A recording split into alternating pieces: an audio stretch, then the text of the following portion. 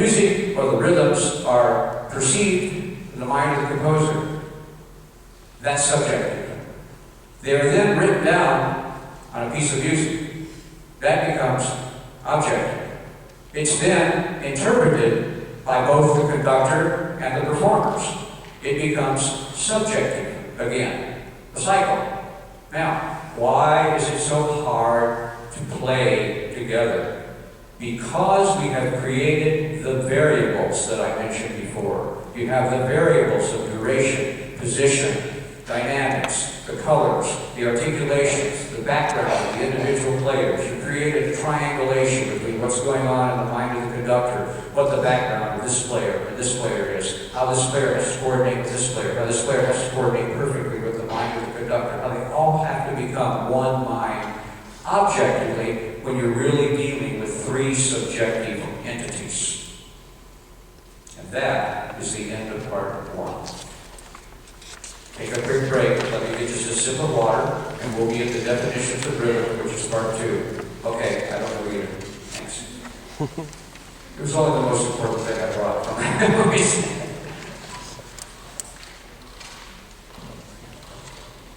Let's hold up.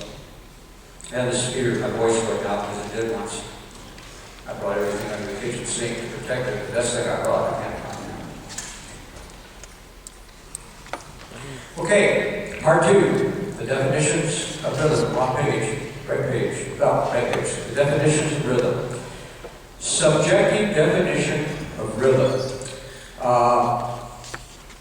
It's kind of a way you could do this if you want to. I think it works pretty well. It's just a matter of concentration. If you close your eyes and stay awake and you concentrate, just listen to the sound of my voice. I can't hypnotize you. So just listen to the words. And this is my subjective definition of rhythm called Bell's Law of Rhythm, subjectively. We live in an ocean of motion.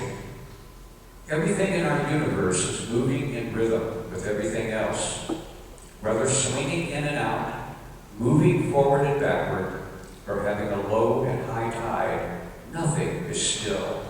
Every action has a reaction. When something advances, something must retreat. When one thing rises, another must sink. All of these are but individual expressions of one of the great natural laws of our universe, the law of rhythm. This law can be observed in part on the physical level by the change of seasons, night and day, or rain and sunshine. It may be observed in the mental, emotional realms through the rhythmic swings of negative and positive expressions of thought. In music, the law of rhythm is the nucleus of the creative process. Composers use the musical elements to create dissonance and consonance, tension and release, symmetry and imbalance. Conductors and performers recreate or interpret the composer's intentions. Interpretation is a subjective process, but at its foundation must be an objective or literal understanding of the noted musical symbols. Even though tempo and nuance may vary with each performance, pitches and rhythm remain constant, and rhythm is still the cornerstone. Through rhythm, body movements become dance, words become poetry, and sounds become music. Now that's what I was hinting at when I said the subjective definition of rhythm. The objective definition of rhythm, wake up now, anybody did go sleep, is the organization of duration in time. Okay, now that's my definition. You certainly don't have to agree with that, but think about it just a second. You organize a duration, so you put into position a length. A note has a length and it has a position. You have to organize a duration. You have to put into position the length of a note occurring in a specific time. So it's the organization of duration in time. It's comprised of three major elements, and we will be able to touch on those elements: meter, pace, and accent. Thus ends part two. We're over to part three, elements of rhythm. Each part we dig in a little deeper. I wish I could share with you, I'm probably glad I can't. I wish I could share with you the entire chart. But on the chart, we're going to look at rhythm, of course, meter, pace, and accent. And then if you look at the center there, you'll see the units, the rhythmic patterns, and the pulse. That's the crux of the course. That's the middle of the lecture. That's the most important thing I can possibly share with you as far as the concept today. So that's what I'll begin speaking about now. Meter. Everything has to have a definition, right? You gotta know where you're coming from. And again, I think definitions like this are somewhat subjective. Meter, the first element of rhythm, is the grouping of pulses in one or more measure of time. Well, okay, now you have to know what a pulse is to know what I'm talking about. I think a pulse would be referred to as the equally spaced distances in measured time, which would be the denominator of the meter signature if you could think of the meter signature as a fraction. So just let it be a fraction for a minute, and those are the equally spaced distances in measured time. The conductor speed, the count-off, the hi-hat, the metronome, whatever would be those equally spaced distances taking place in the pulse. And that, by the way, is that which you can feel, because you can't see it, you're not playing it. It's that which is felt, the pulse. All right? A meter signature is a visual symbol through which musical sounds, those are the rhythmic patterns. Now the rhythmic patterns are the noted played rhythms. And I think it's really interesting that that's what you've dealt with your entire performing career, wherever you are as a musician. If you're at phase one of learning the guitar, or if you're an advanced performer on an advanced orchestral instrument, if you're looking at a piece of music, chances are what you are consciously thinking about is the rhythmic or notated music that you see running across the staff, right there, right in front of you. Chances are you're looking at the noted played rhythmic patterns, and that's what you're playing, you're concentrating, you're thinking about. But do you realize that underneath, implied, there are the pulses, that denominator of the meter signature? They're as important as can possibly be to keep you absolutely in time, to not rush, to not drag, to hold your tempo, to be to where you should be if the music is supposed to be steady at that moment. Those are those, again, equally spaced distances in measured time. That's the implied pulse. But above it, above those notes, is what's called the unit count. The unit count is what you can actually count aloud as a division or a subdivision of either the noted rhythmic pattern or the pulse. And you'll find out in a minute that that can go up to a division or a subdivision to 9. 9. 1 olet, an olet, an olet, 1. 1, 2, 3, 4, 5, 6, 7, 8, 9. Tatika. 9 units. It's about as fast as you can logically go. And you'll see why. But there are unit counts that you can divide or subdivide the rhythmic pattern into. And those counts that you can divide or subdivide either the rhythmic pattern or the pulse into have to line up perfectly with each other. And I'll use a simple example to show you that. Look at C. You see, you have a rhythmic pattern that's going like this. 1 and 2 and 3 and 4 and. This is meter signatures is related to. You should have this example written there. I'm sure that you do. I have it's on page 9 in my outline. It's a dotted quarter followed by an eighth note and then 4 more eighth notes. Okay? 1 and 2 and 3 and 4 and. Now if that's all I saw, I'm not seeing or feeling or experiencing enough. Here's the next thing I need to be aware of. Up above that are the running units of time, and that's this. 1 and 2 and 3 and 4 and 1 and, okay, so those are going. Now, that's to be counted, but you're not going to see it above the music, but it's always there. Down below it is this. 1, 2, 3, 4. That's the pulse. 2, 3. Up here we have 1 and 2 and 3 and 4. Here we have 1 and 2 and 3 and 4 and 1 and 2 and 3 and 4 and. So now we've taken a unit count, that which you count. We've taken a noted rhythmic pattern, that's what you see and play.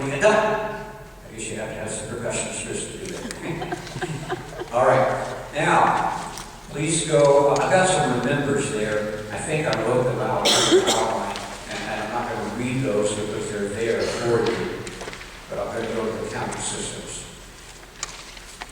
If you'll look at my preference, it says JB. It's kind of buried in there. It's below milkshake and tatas, and it says my preference. And I did have a co-author on my book. My book's been through all kinds of builds and rebuilds over 20 years. The last one was published internationally, and it's called Developing Rhythmic Sensitivity. It's on Amazon, Barnes & Noble, 2,500 online booksellers. It's being sold all around the world. And I have a DVD that's a 2.5-hour DVD that goes that I actually have put online without any passwords or anything that I'll show you at the end of the lecture that I'm going to leave up for a month for you guys to be able to log in and see all of this without any charge or anything. So if you're interested in seeing the original 2.5-hour lecture that was produced, you'll see this whole thing in detail. And then the books, of course, are available. So here's the counting system that I use and have the logic behind it. It's going to sound like this. I'm going to take a quarter note and I'm going to divide and subdivide it up to 9 parts. I think that's about as far as you ever have to go, certainly in a practical sense. Okay? And I think I saw some music education journal come out one time and said there is no counting system that's possible past 8. You know, when you get that ending of it. Yes, it is. Okay, so it goes like this: 1, 2 and 3 OLED 14 and 5 2 3 4 5 6 OLED and OLED 7 2 3 4 5 6 7 8 and 9 OLED and OLED 1. Now I want to give you got to find that line in there so you follow me. I'm going to give you some logic here.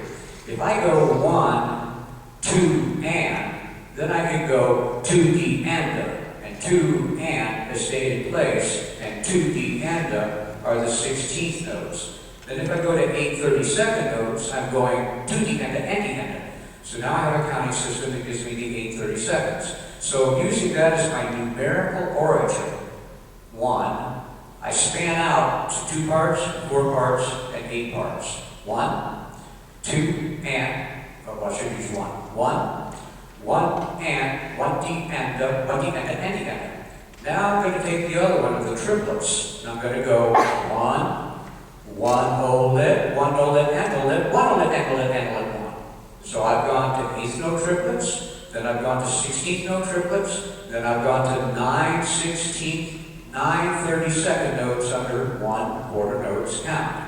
So again, that was 8th note triplets, 16th note triplets, and then 9 32nd notes under 1 quarter notes count. That sounds like this: 1 OLED, 1 OLED and OLED, 1 OLED and OLED and OLED 1. 1 OLED, 1 OLED and OLED, 1 OLED and OLED and OLED 1. So that gives you all the 2-part divisions, 4-part divisions, all the 3-part divisions, 6-part division, and 9 divisions. Now what does that leave? It leaves the composites. It leaves a division of 5, which is 3 plus 2, 2 plus 3, 2 plus 3 plus 1, etc. We just do 1 to 5. That's the way you really do a 5. It's 1, 2, 3, 4, 5, 1. 1, 2, 3, 4, 5, 1. That's the way you feel it best. You don't do that mental subdivision or mental division of a grouping. So it's 1, 2, 3, 4, 5, 1. And a 7 is SEVN. It's the only one out of all these that has 2 syllables. So it's 1, 2, 3, 4, 5, 6, 7, 1.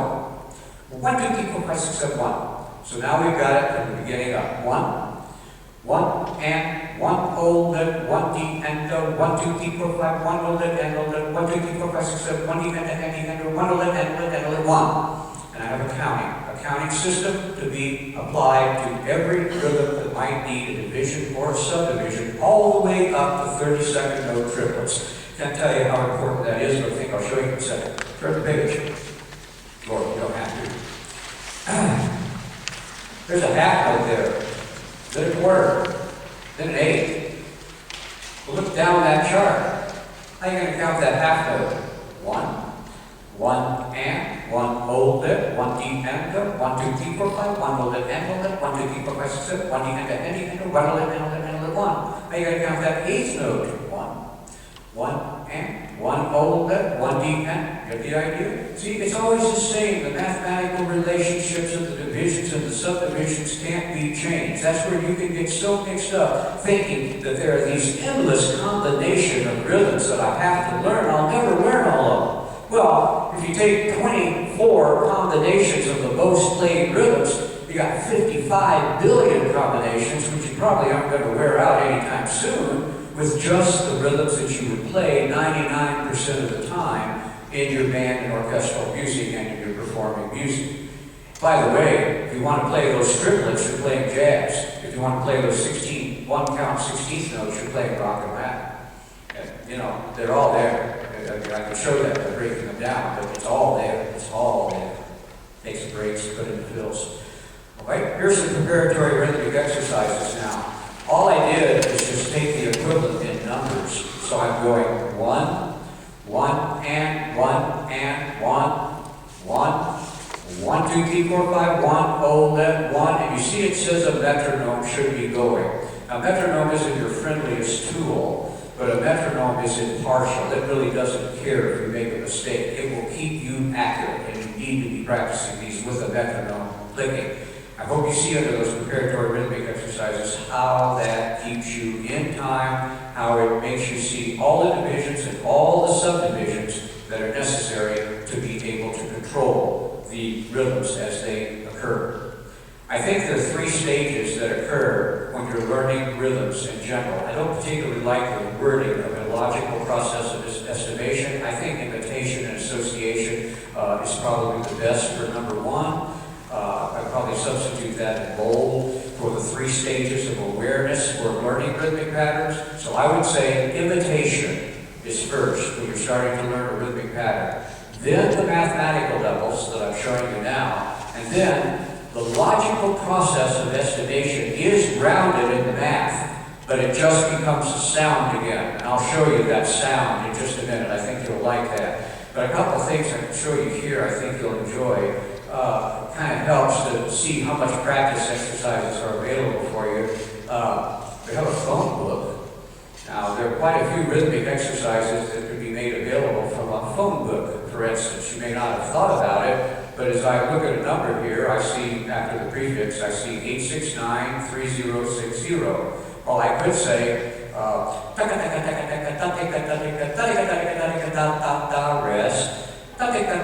rest. Please leave a message. I'll be back to you in a little while. For anybody that you're communicating with privately, you just call 8693060. All right, jump over here, 9670431.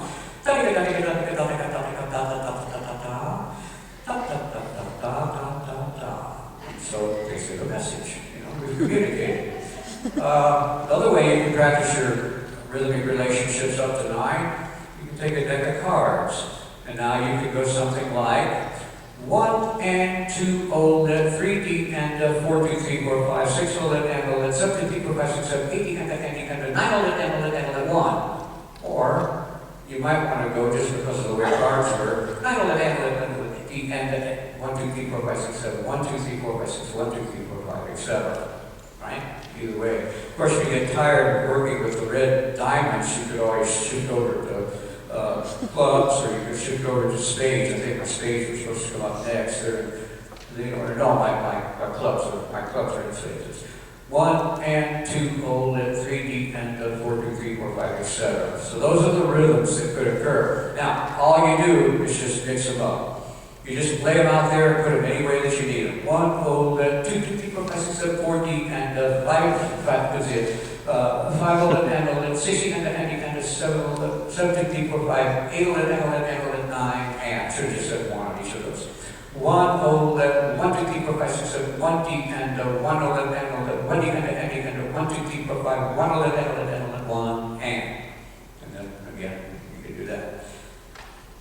I had a nice student once, a graduate student, took everything really to heart. She gave me a nice asymmetric chart, and the chart is very good to work from. So you can work with the chart, and those are all the 7 rhythms.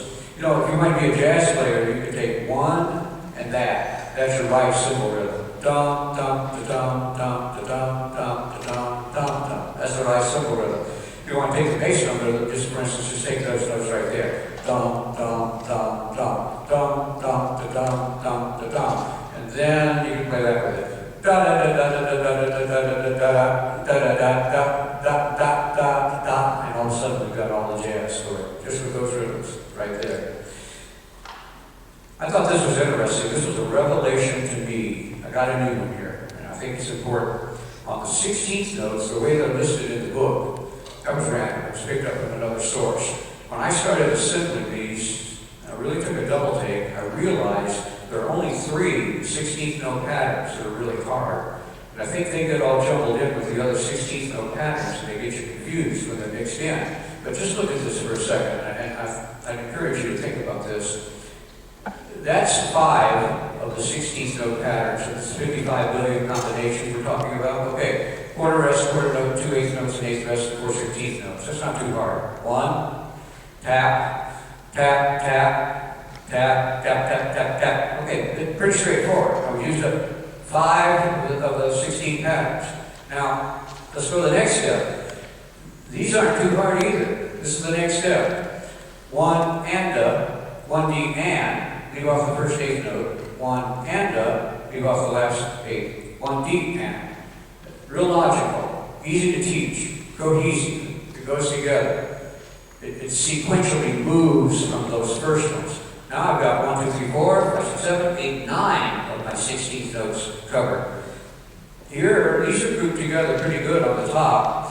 1 D and up, 1 D and up. Now it does get a little bit harder. This is the first and the fourth, and then the first, second, and the fourth.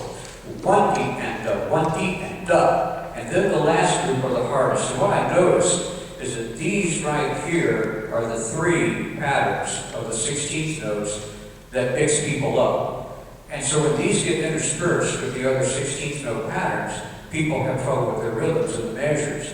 But you've got all of these last 3 that are really pretty straightforward. Perhaps all of these last 7, over half of them are really playable and teachable really quick.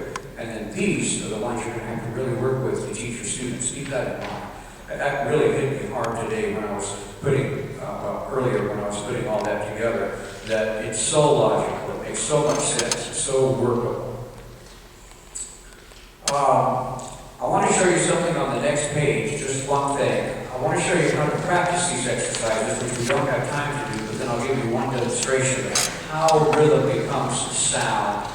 If I take the first exercise, which says no division of the pulse, okay, that means that the notes that are played are the notes of the pulse. So, obviously, if it's a 4/4 time, I'm playing quarter notes.